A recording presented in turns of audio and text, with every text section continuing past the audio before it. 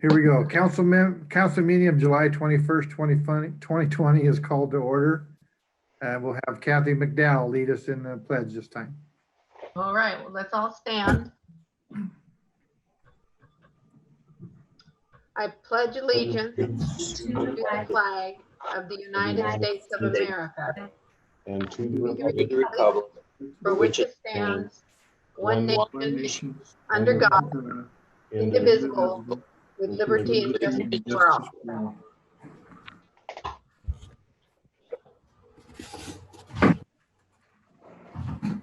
All right. Would you please do the roll call? Or should we wait? I'm ready if you're ready. I think Okay. we can do the roll call, Mr. Mayor, and then recognize Councilmember Feast when she joins us. Okay, are we ready? Go.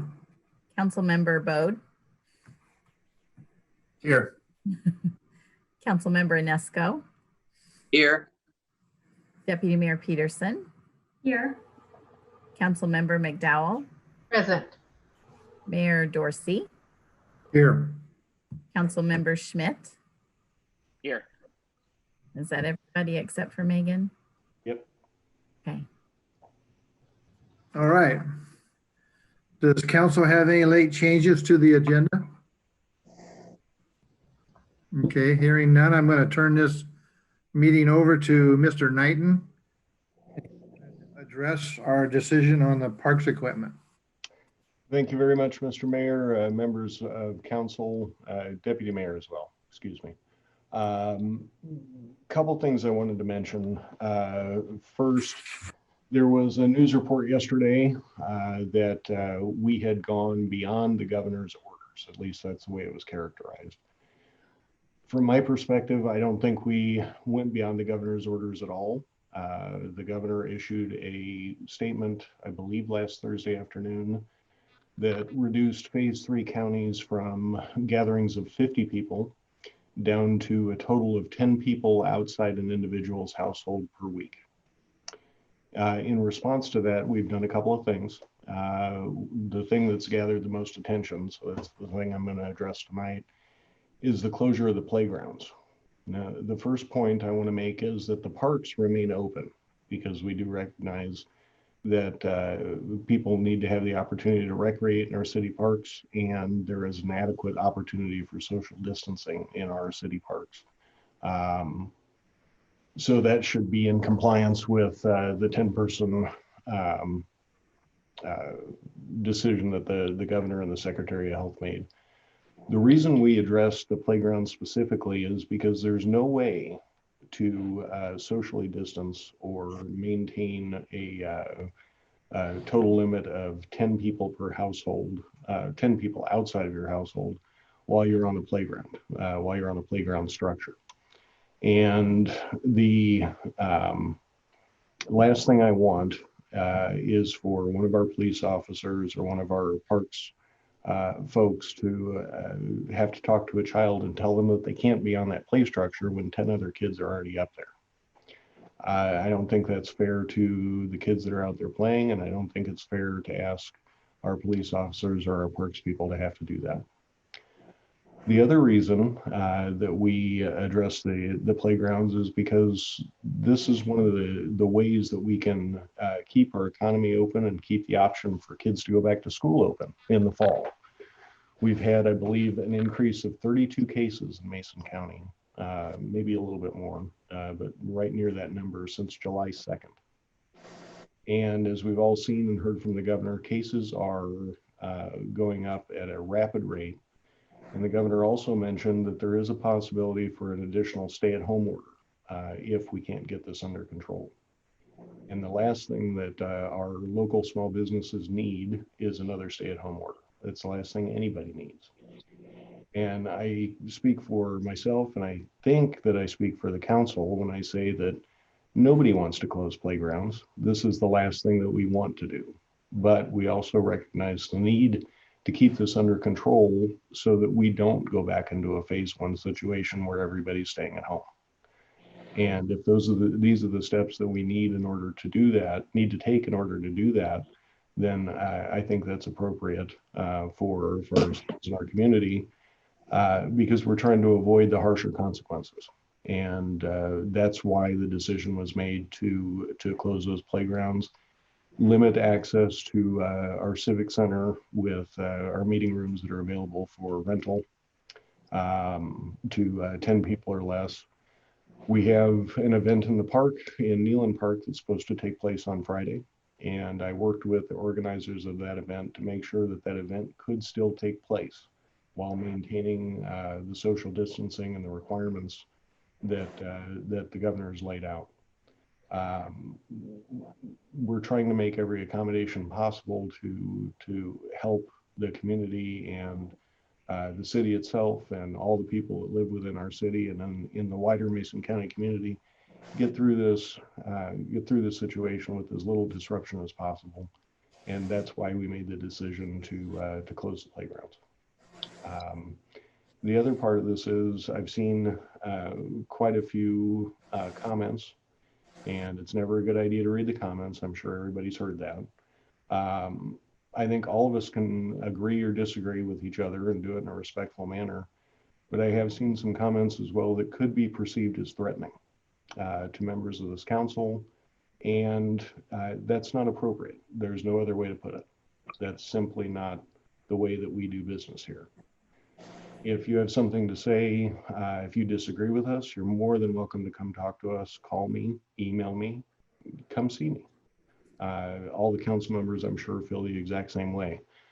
But posting threats that could be perceived, or posting comments rather, that could be perceived as threats to individuals or families of people that have stepped up to help their community, like the folks that are serving on this council, is absolutely the wrong way to go about it. And I don't think members of the council or anybody else should tolerate that. That's my comments. I'd be happy to answer any questions if you would like. Sure. Eric? I've had a lot of people call me about the recreation. Department of Commerce sent out said outdoor groups recreational sports activities 50 or fewer people and we closed down the co-ed baseball. I was just curious about that, and so are a lot of people in Shelton. So the 50 or fewer people was in the initial Safe Start program for phase 3, which we are in.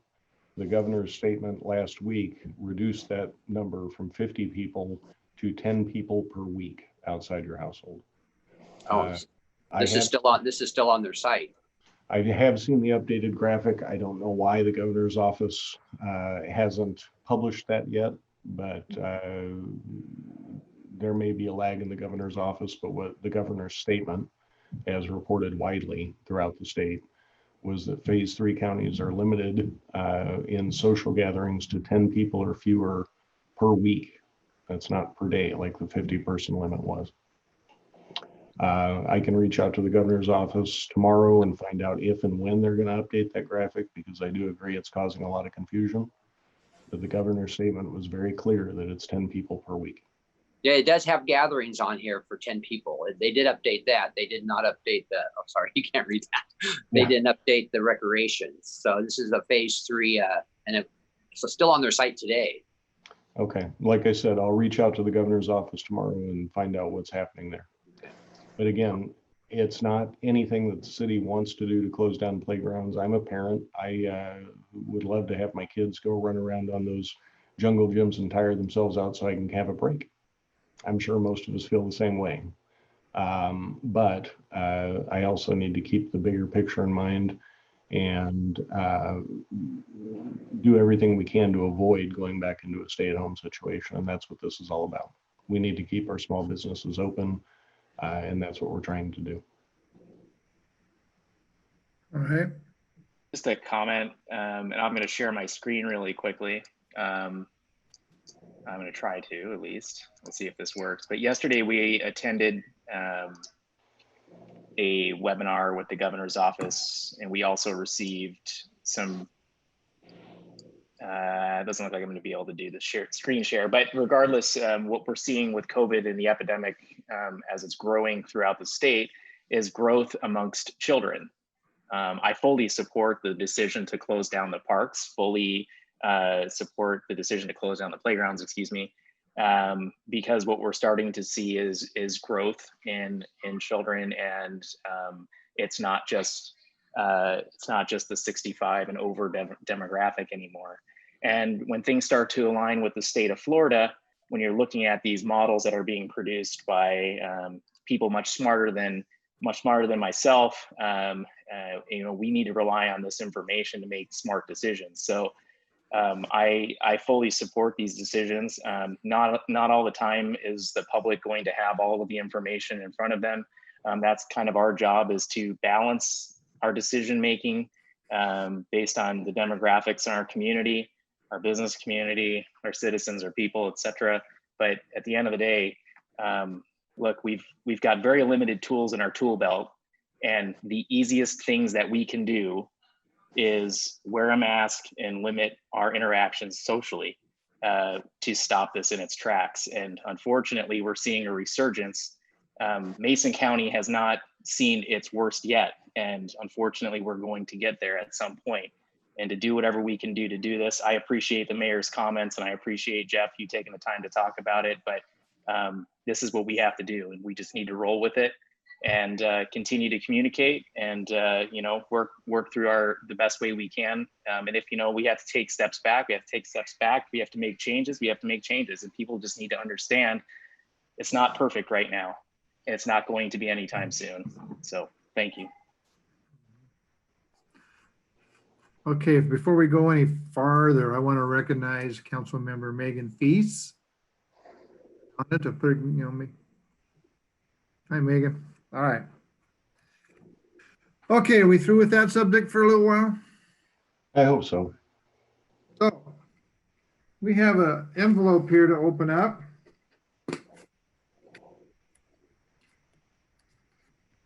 Inside here is a certificate from the Guinness Book of World Records. All right. It says the largest display of illuminated Christmas trees consists of 797 trees and was achieved by Mason County, USA in Shelton, Washington, December 7, 2019. It's very official. Hey, that's official. Yep. Yeah, I guess we'll put this downtown somewhere. We will we'll put it out, and I think I know we have in other places, but I think specifically need to thank Rachel Hansen and her family and the Chamber for all their efforts. That was amazing. It was a lot of fun. Yeah, I think Rachel did a wonderful job, and above and beyond, and all her volunteers. I want to thank them all. So I was only able to go through once. Every other time I tried to get through, there was a line of people, which is great. Yeah. All right, let's move on to the consent agenda. Is there a motion to approve the consent agenda as published? I move to approve the consent agenda as published. Do we have a second? Second, okay. We have a motion to approve and a second. All in favor, say aye. Aye. Aye. Aye. All opposed? All right, hearing none, motion carries. We'll move on to business agenda. The only item that we have tonight on the business agenda is an Olympic Region Local Programs Project Administration Agreement. There's a mouthful. City Engineer Ken Gill has the details for us. Good evening, Council. It's good to see all your smiling faces. I'm going to share my screen with you real quick.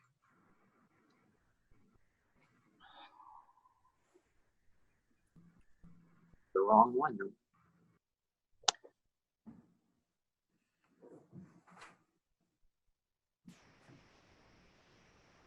Oop.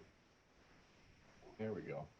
Here you go. So this is in your packet tonight, and this is what we ultimately would be asking Jeff to sign. One of the reasons why we're doing this is another piece of paper that's in your packet, but it's a preliminary plan for a roundabout at Wallace and Neeland. Backing up even further, Brooke Kiltz gets all the credit for doing a really nice job in your council briefing in 2018, we got basically selected a consultant to do a preliminary design. They used that preliminary design to get a state appropriation of around $650,000. We went through the process, and the state basically told us to stop for budget concerns. So we've since moved that design to 30%. That's what's in front of you on the screen right now. But to keep on to spend any of this money, or to keep this process moving, to obligate this money, we did sign this agreement. And Kevin said it's a mouthful, but basically what there's 14 items in it that the city has to do to use WashDOT's money. I think if you boil it down even further, it's basically WashDOT making sure that we're dotting all the I's and crossing all the T's. So that's all I've prepared tonight. Do you guys have any other questions? Is there Ken, any, Yes. Ken, is the middle part of the roundabout, is that going to be fairly flat like the one downtown is? You know, we haven't gotten that far along in the design yet, Kathy, but Okay. if we get further along, I'll certainly be happy to reach out to you and share what we came up with. Okay. Yet. We're only at 30%. So Okay. my only question is since this isn't just simply an administrative step, and with the starts and stops and construction and other delays that have gone on, is there really any issue with moving this to action and just getting this out of the way tonight?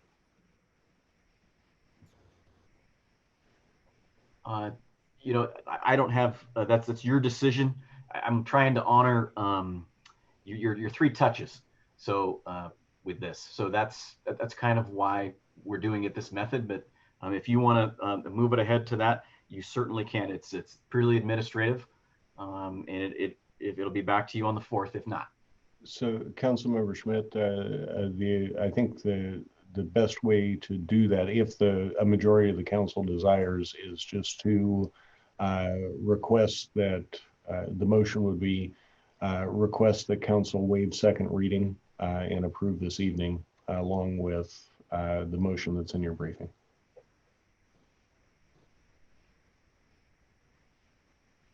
We need to waive a second. So I guess I'll ask the rest of the council, is everybody, I mean, it's not a huge deal to me. I'm just wondering from an administrative step purpose, if it's just move things along, because with the COVID and everything else going on, some of these administrative things just may give staff more time to get things accomplished, so we're not chasing our tails potentially down the road.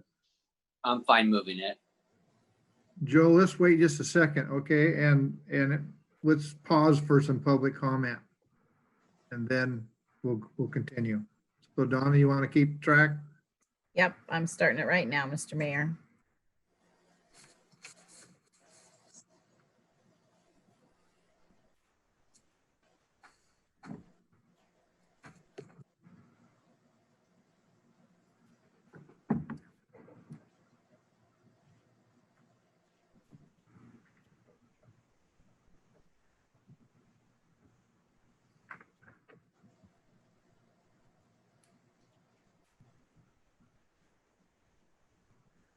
Okay, Mr. Mayor, that's 30 seconds.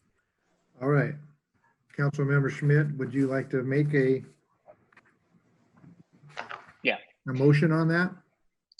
I move that the council waive the 3-touch rule at this point and waive a second reading on the Olympic Region Local Programs Project Administration Agreement with the Washington State Department of Transportation, and authorize, is there a signature, Jeff? Do I authorize the mayor for this, or you?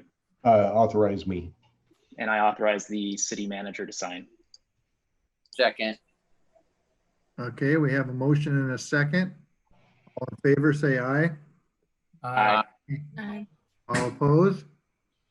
Me, Motion passes. no, I oppose. But it still passes. Yeah, I know.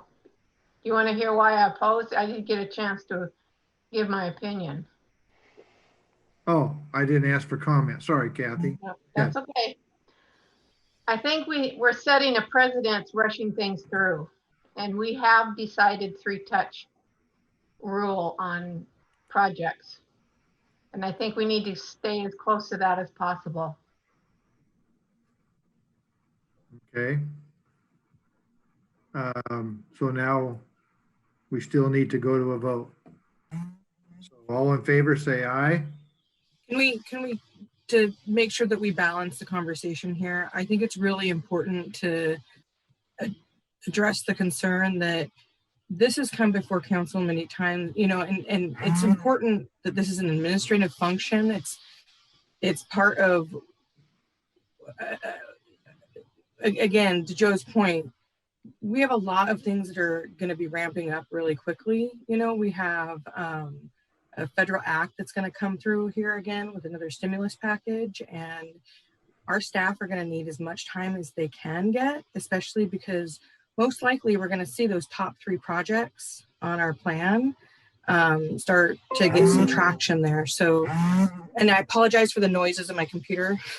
that's part of some of the issues I think that we were having earlier. But I think the more time that we can get staff and so that we can get these projects started and to get jobs also created in our community is super, super important.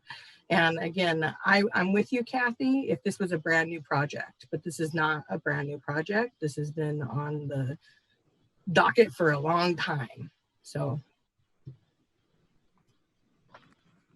Anyone else have a comment?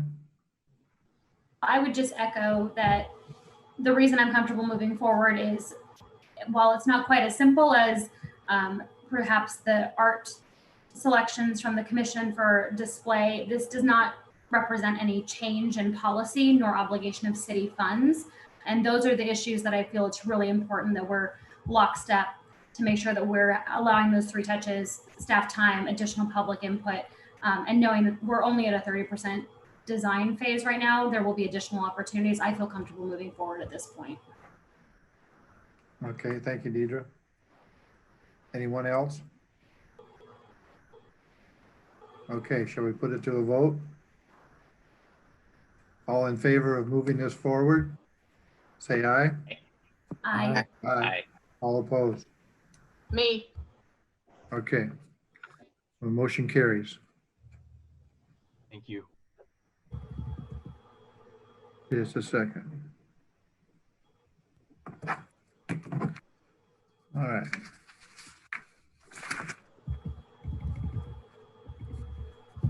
All right, we're going to move on to the action agenda. First item on the action agenda this evening is Civic Center Rotating Art Gallery. Community Development Director Mark Ziegler has information to share with us. Thank you, Mayor, Deputy Mayor, Council members. I'm pleased to bring to you tonight new recommendations from the Shelton Arts Commission for pieces of art to be placed in the Civic Center Rotating Art Gallery. The Arts Commission advertised for submittals with a deadline of July 3rd. Arts Commission met on July 7th to jury the work. We received a submittal from only one artist, which is probably not surprising in these days, but we do have one submittal, 5 pieces of art that the Arts Commission is recommending for placement starting on August 4th and would be in place for 3 months with the council's approval. Okay. I got a question, Mr. Mayor. Sorry, guys, I gotta get that rid of. Okay, go ahead. Is it possible, do we have the capacity to support this artist in some of the communications that we're doing in our community, you know, just like on our social media posts, and maybe able to spread it out over the next several weeks as part of pride of our community, and, you know, again, feature that artist and what each piece of art represents? So I believe that we can. I think we can take one piece of the art that was produced for the Civic Center each week and highlight that on our social media pages. I think that would be a good way to do it. I like that. All right. Before we do a motion, let's pause for public comment.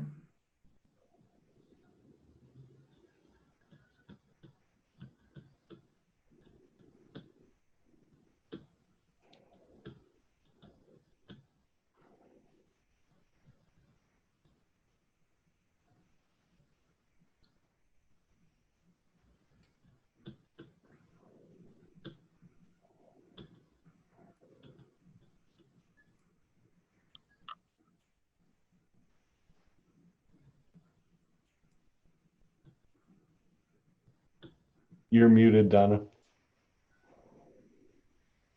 Are we good? We're good if I would unmute myself. I know Jeff Okay. would like me to stay muted, but when I'm in the meeting, I guess I have to talk. We're Okay, do we have a motion? Move to approve the Shelton Art Commission's recommendations for placement in the Civic Center rotating art gallery. All right. We have a second? A second, all right. Any more discussion? Excuse me, who seconded that motion, Mr. Mayor? Deidre, thank you. Deidre, thank you. All right, we have a motion and a second to approve the Shelton Arts Commission's recommendations for placement in the Civic Center rotating art gallery. All in favor, say aye. Aye. Aye. All opposed? Motion carries. Community Development Director Mark Ziegler again has details for us about an ordinance for single room occupancy. Thank you again, Mayor. This is just a follow-up from the brief from the last meeting on July 7th. No changes have been made to the ordinance to add a new section to the Shelton Municipal Code, amending chapter 20.32.110 and concerning single room occupancy developments. So if you have any questions, I'm happy to answer those right now. Anyone?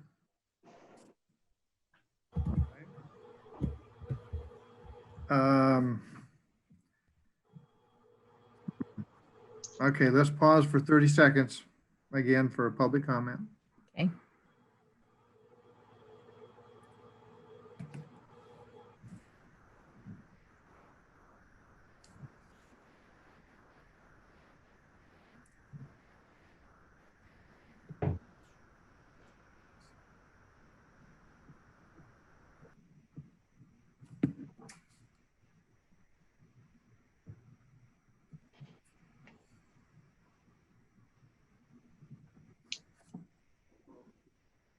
Okay, Mr. Mayor, that's 30 seconds.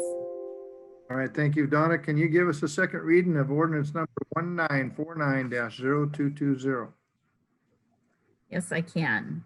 Ordinance number 1949-0220, an ordinance of the City of Shelton, Washington, relating to land use and zoning, adding a new section 18.02.110 to the Shelton Municipal Code and amending chapter 20.32.110 concerning single room occupancy developments.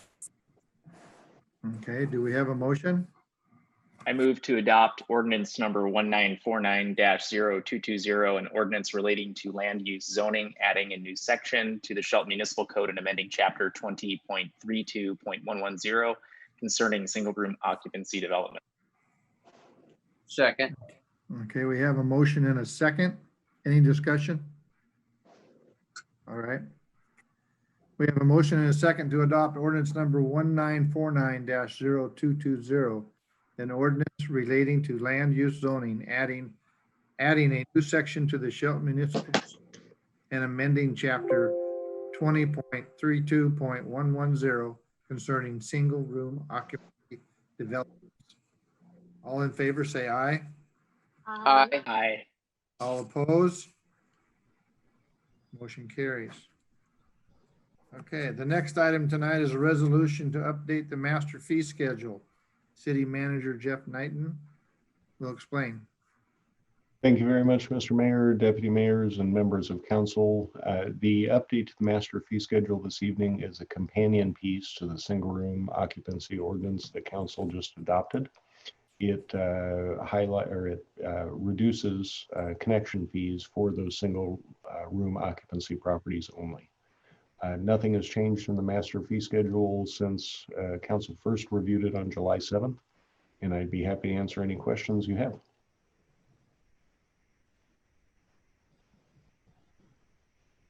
If there's no questions, we can pause for 30 seconds for public comment.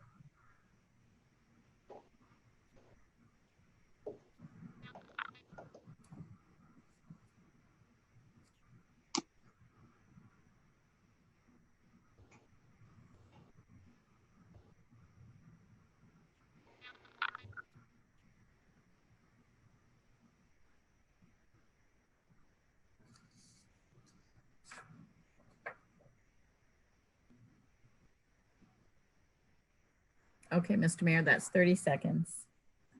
All right, thank you, Donna. Will you give us a reading of resolution number 1160-60620? Yes. Resolution number 1160-0620. A resolution of the City of Shelton, Washington, superseding resolution number 1155-0120, master fee schedule. Okay, thank you. Do we have a motion? I move to approve resolution 1160-0620 as presented. Do we have a second? I'll second that. Was that Kathy? Yep. it Thank was you. me. All right, any discussion? We have a motion and a second to approve resolution 1160-0620 as presented. All in favor, say aye. Aye. Aye. All opposed? Motion carries. Now we're going to hear from Police Chief Darren Moody. He's going to speak to us about some surplus vehicles. Well, thank you, Mayor and Council. There's not much to speak on. It was briefed on the 7th, and there's been no changes since then. I'd be happy to answer any questions. Any questions, guys, on the surplus? No.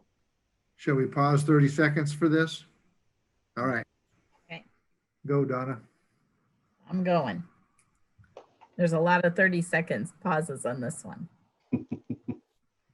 Someday we'll all be together in a room and we can do this normally. Yeah, it might take more than 30 seconds too. Yes, it might. I thought this was normal now.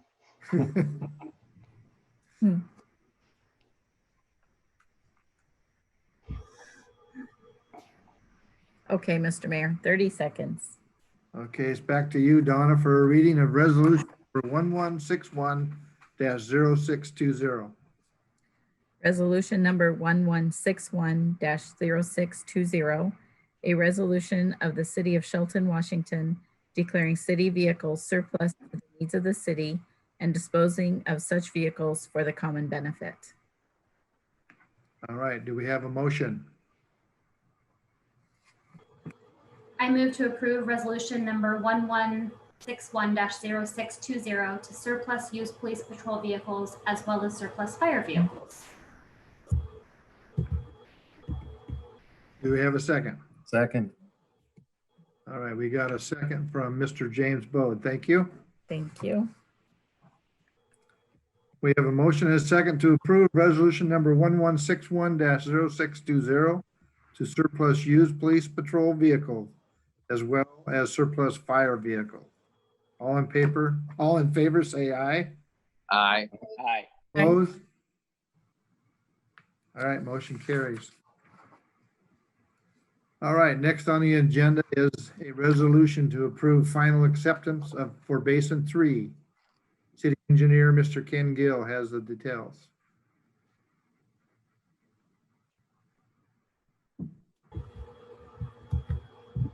You need to unmute, Ken. Muted. There we go. So again, Council, I'm going to share my screen with you. There's been no changes from when it was presented on the 7th, just like Chief Moody presentation. This is my favorite slide from the PowerPoint presented to you on the 7th, because it shows what it looked like before, during, and after. So this project should be a kind of a celebration. At least it's a celebration for your sanitary sewer engineer, to reduce the infiltration leaks into your system. So this allows us to send in the notice of completion to the 3 agencies so the contractor can get his retainage. So again, there's no change from last time, and that's what I've presented. If you have any questions, I'm happy to answer them. All right, let's pause for 30 seconds for public comment.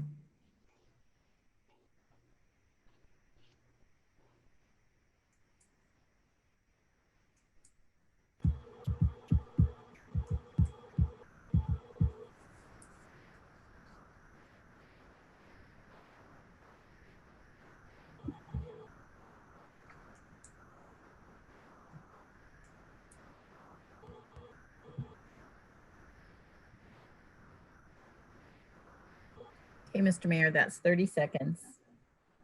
Okay, thank you. Now we'll ask our city clerk to give us a reading on resolution number 1162-0620. Resolution number 1162-0620.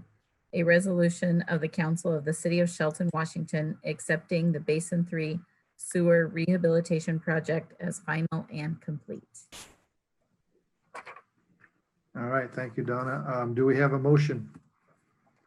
I move to authorize the mayor to sign resolution number 1162-0620, accepting the Basin 3 Sewer Rehabilitation Project as final and complete. Second. All right, we have a motion and a second. Donna, did you get the second? I did. Okay. Thank you.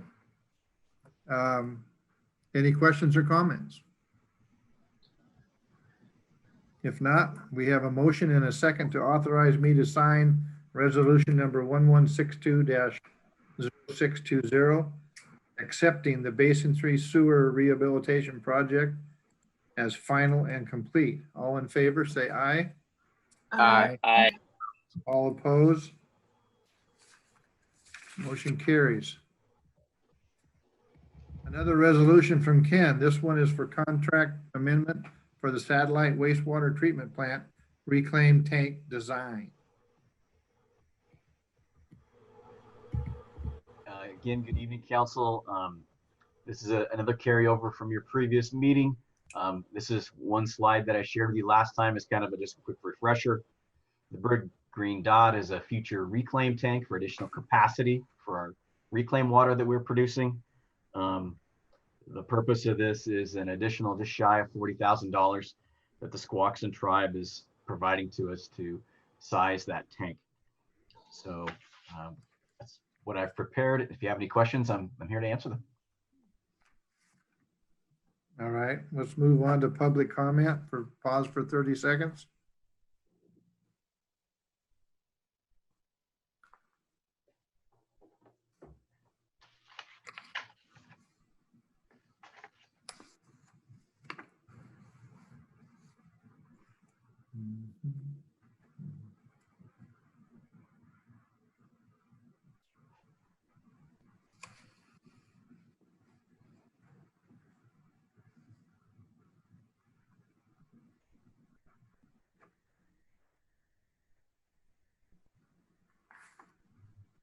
Okay, Mr. Mayor, that's 30 seconds. All right, thank you, Donna. Back to you for a reading of resolution number 1163-0620. Resolution number 1163-0620.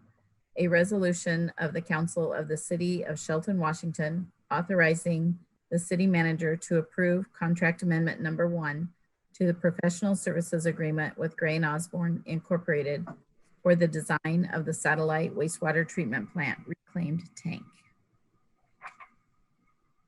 Okay, do we have a motion? I move to adopt resolution number 1164-0620, a resolution authorizing the city manager to sign amendment number 1 to the sewer comprehensive plan update contract with Gray and Osborne. Excuse me. I'm sorry, I got one ahead. Pardon me. I'm like 1163. Yeah. 1163, correct. So to clarify, get back to 1163. It's all ahead here on my screen, pardon. Okay. So I move to adopt resolution number 1163-0620, a resolution authorizing the city manager to sign amendment number 1 to the satellite wastewater treatment plant reclaim tank design contract with Gray and Osborne, Inc. Second. All right, any questions or comments from the council? Just a brief comment that I'm pleased to see our continued work with Squaxin Tribe to address some of these issues within our greater community, and I'm really pleased to see us moving forward on this in a collaborative way. I agree. All right, we have a motion and a second to adopt resolution number 1163-0620, a resolution authorizing the city manager to sign amendment number one to the satellite wastewater treatment plant reclaim tank design contract with Gray and Osborne Incorporated. All in favor, say aye. Aye. Aye. All opposed? Motion carries. All right. Last resolution on the action agenda is for a contract amendment for the sewer pump plan. Ken is going to share the details with us. Hey, Council, this is the last sewer project I'm going to share with you tonight.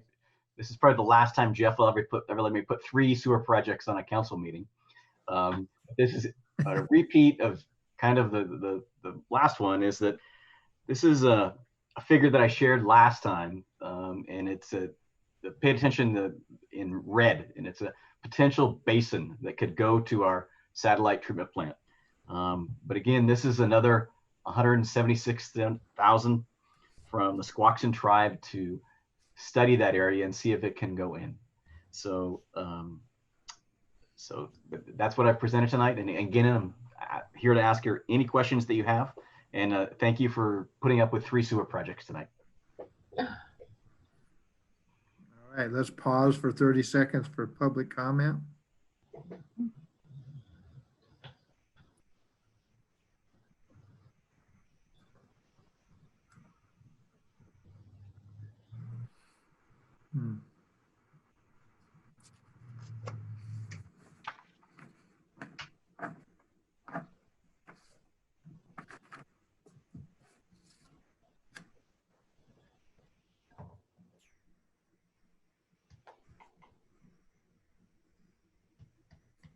That's 30 seconds, Mr. Mayor.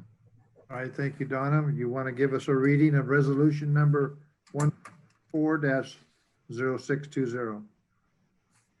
Resolution number 1164-0620, a resolution of the Council of the City of Shelton, Washington, authorizing the city manager to approve contract amendment number 1 to the professional services agreement with Gray and Osborne Incorporated for the completion of the sewer comprehensive plan update. All right, do we have a motion? I can read it again. I move to adopt resolution number 1164-0620, a resolution authorizing the city manager to sign amendment number 1 to the sewer comprehensive plan update contract with Gray and Osborne, Inc. All right, we have a motion and a second. Who seconded that? Who did somebody second?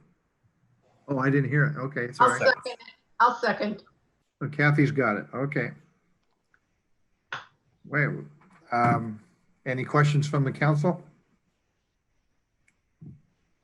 All right, we have a motion and a second to adopt resolution number 1164-0620, a resolution authorizing the city manager to sign amendment number 1 to the sewer comprehensive plan update contract with Gray and Osborne Incorporated. All in favor, say aye. Aye. Aye. All opposed? Motion carries. All right, we're going to move on to administration reports. Mr. Jeff Knight, will you give us your city manager report? Thank you very much, Mr. Mayor, Deputy Mayor, and members of council. One thing that Deputy Mayor Peterson had asked at our last meeting on July 7th is that I provide the community a rundown of how the city intends to spend our CARES Act funding. I've shared that with council during our briefings, but I agree with the Deputy Mayor that it's a good idea to share it with the wider community. So our city was granted $306,600 through the CARES Act funding mechanism through the state. That is a contract with the Department of Commerce that the council approved at our last meeting. So with that, with those dollars, Commerce came out with additional guidance in the middle of June that allows the city to use some of that money on payroll expenses for people that were at home, city employees who were at home but were unable to work.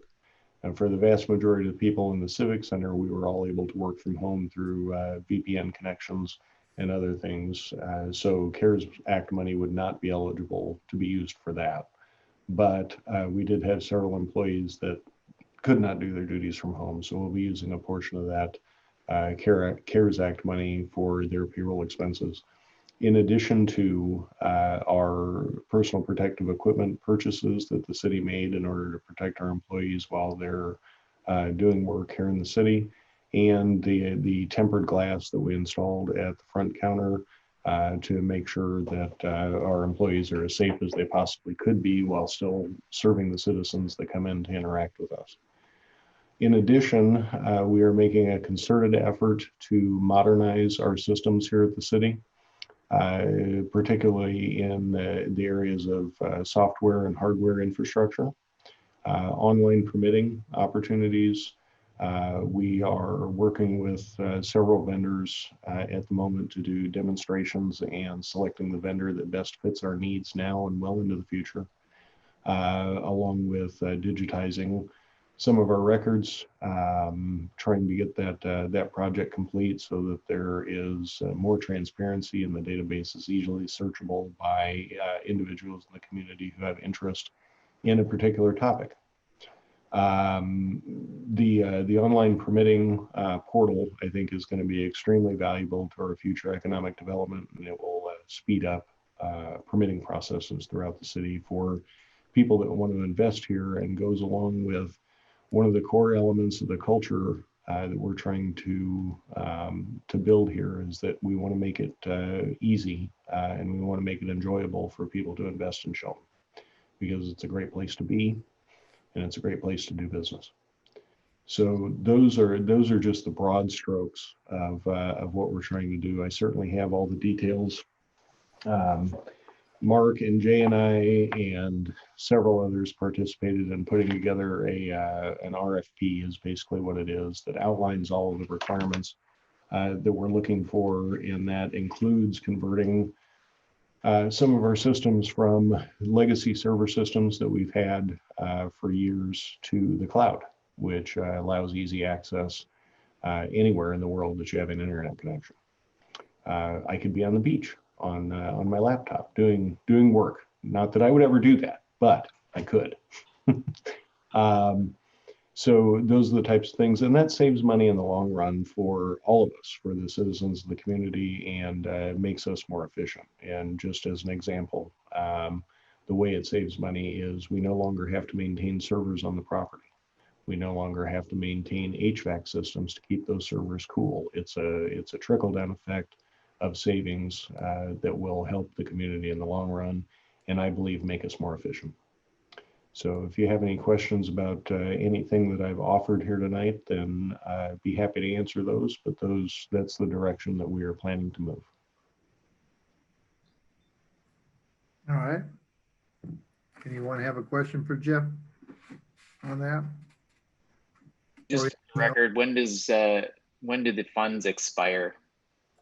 So they need to be spent by Halloween, October 31st, and we need to have the invoices into the Department of Commerce by November 15th. Okay. Thank you. All right, if there's nothing else, then our next meeting will be Tuesday, August 4th, 2020 at 6 o'clock. This meeting is adjourned at 6:51. Thank you. Thank you. Thank And you, sorry guys. for computer issues.